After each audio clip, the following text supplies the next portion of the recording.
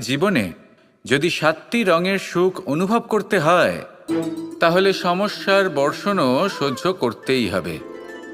তবেই তো সেটা লাভ করতে পারবেন।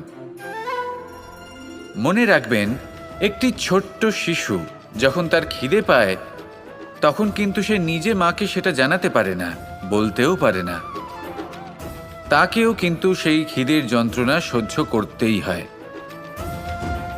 আর যখন সেই যন্ত্রণায় সে কাঁদতে থাকে, তখন মা বুঝতে পারেন যে সেই ছোট্ট শিশুটির তো খিদে পেয়েছে। তখন তার খিদে দূর হয়। বসে থেকে এই সংসারে কোনো কিছুই লাভ করতে পারবেন না। যদি সুখ ভোগ করতে হয়, তাহলে যন্ত্রণাও সহ্য করতে হবে, পরিশ্রমও করতেই হবে। তাহলে সাহসের সাথে সব যন্ত্রণার সম্মুখীন হন, শৌর্যের সাথে পরিশ্রম করুন, আর আমার সাথে ভালোবেসে বলুন,